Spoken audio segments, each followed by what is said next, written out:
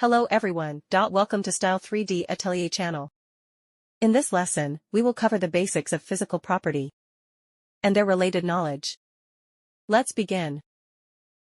Physical property are influenced by four main factors. The main stretching and bending, and secondly buckling ratio and buckling stiffness, as well as effects from two scenarios and other factors.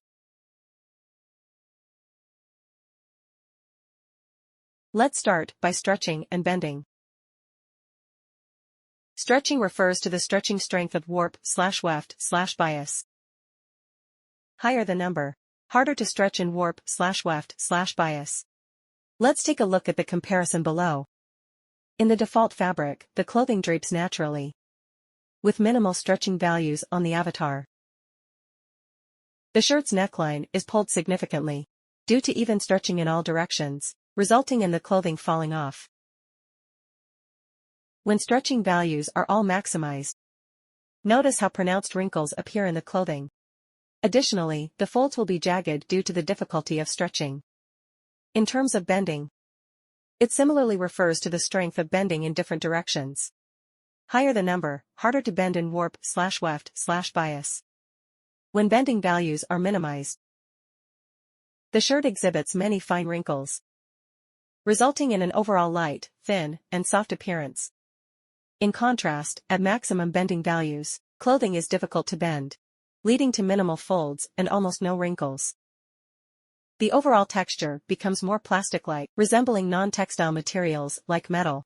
To summarize, stretching and bending are the primary methods for adjusting physical property. You can achieve desired clothing effects by modifying values, and even create specific material effect. It is also possible to make special materials.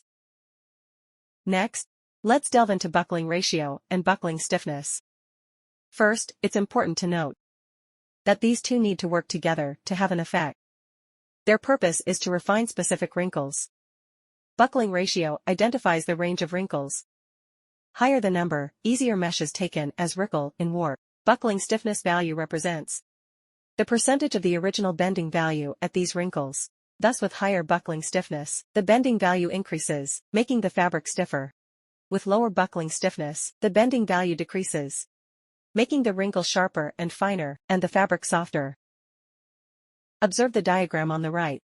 With the highest buckling ratio, and the lowest buckling stiffness, the most wrinkles are identified, and the lowest bending values, resulting in fine and sharp creases, and a soft fabric texture. Such settings are commonly used for woven fabrics, as seen in typical examples like jackets. When the buckling ratio is minimized and buckling stiffness is maximized, it's similar to the default setting. This is because wrinkles are identified as 0, so adjusting buckling stiffness won't have a noticeable effect. Overall, there won't be significant changes. In summary, buckling ratio and buckling stiffness need to be set together, often to achieve finer creases, especially for sharp woven fabrics. Moving on, let's examine two scenarios. First, physical property are influenced by weight. With fabric weight of 302,000, it's clear to see that the fabric with a weight of 2,000 stretched longer and has a better drape. However, it's important to note that common fabric weight typically range from 40 to 300. For specialized fabrics, there are no such limitations. Secondly, it also affected by patterns, sewing lines, and the avatar. For instance, affected by the pulling of the sewing lines, the garment's pleats are on both sides of the stitching thread. Affected by the pulling of other patterns, the garment's pleats are around the bow. Lastly, the physical property are influenced by particle distance. The smaller the particle distance, the more detailed the crease simulation. As seen in the comparison on the left, with particle distance of 50 and 5. A smaller particle distance results in more realistic and detailed creases, and it also improves the representation of physical property. The right image also clearly shows the grid differences. Lastly, let's review the key points covered in this lesson. That's it guys, and I hope some of the tips will help your modeling work.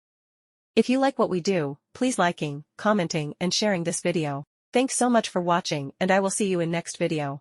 Goodbye.